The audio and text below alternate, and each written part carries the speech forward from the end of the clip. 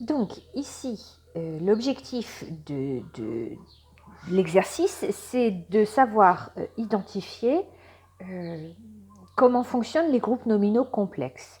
Donc là, on a une phrase qui est issue du document qu'on a étudié la dernière fois. This is just another typical superhero movie with a evil, bloodthirsty, power-hungry villain.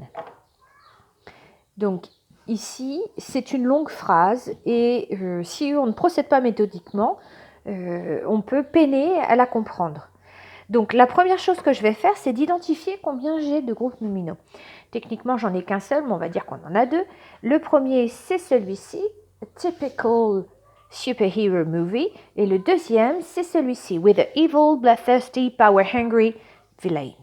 Voilà. Donc dans ces deux groupes nominaux, première question, quel est le mot principal? Le mot principal en anglais, il est toujours situé à la fin du groupe nominal. Donc ici, c'est movie et ici, c'est villain. Et ensuite, je procède par étapes en revenant de la droite vers la gauche. Et oui, les Anglais, ils roulent à gauche et non à droite. Et puis, les mots principaux, ils sont à droite et pas à gauche. Ça ne marche pas comme chez nous, il faut se faire une raison. Donc, le premier groupe nominal, j'ai movie, qui veut dire film. La question, c'est un film de quoi? Réponse, juste avant. C'est un film de super-héros. Un film de super-héros, c'est un film de super-héros. Et ce film de super-héros, il est typique. Et another, ici, c'est un déterminant, c'est-à-dire ce qui va commencer mon groupe nominal. Donc, si je récapitule, j'ai another, qui veut dire un autre quoi? Film. Un autre film de quoi? De super-héros. Et ce film de super-héros, il est comment? Il est typique. Et vous voyez, je remonte mon groupe nominal. Même chose pour le deuxième groupe nominal, ici en bas. Ce groupe nominal, il est composé de noms composés. Donc j'ai affaire à quoi? Villain, c'est un méchant.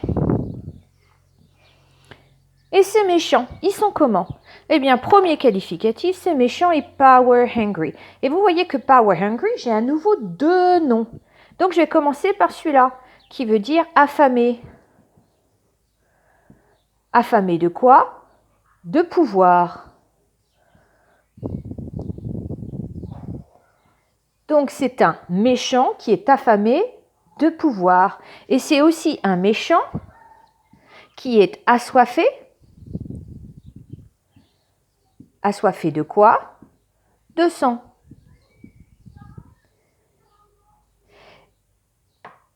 Et ce méchant qui est affamé de pouvoir, assoiffé de sang, il est aussi diabolique.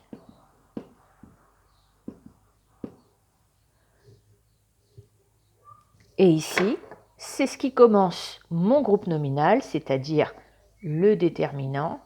Ici, c'est un article indéfini, 1.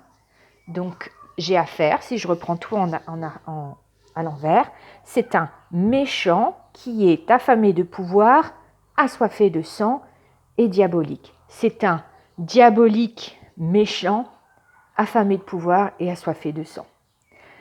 Et si je reprends ma phrase, en ayant décortiqué ces groupes nominaux, je vais comprendre qu'il s'agit juste d'un autre film de super-héros typique avec un méchant qui est assoiffé de pouvoir, assoiffé de sang, extrêmement diabolique.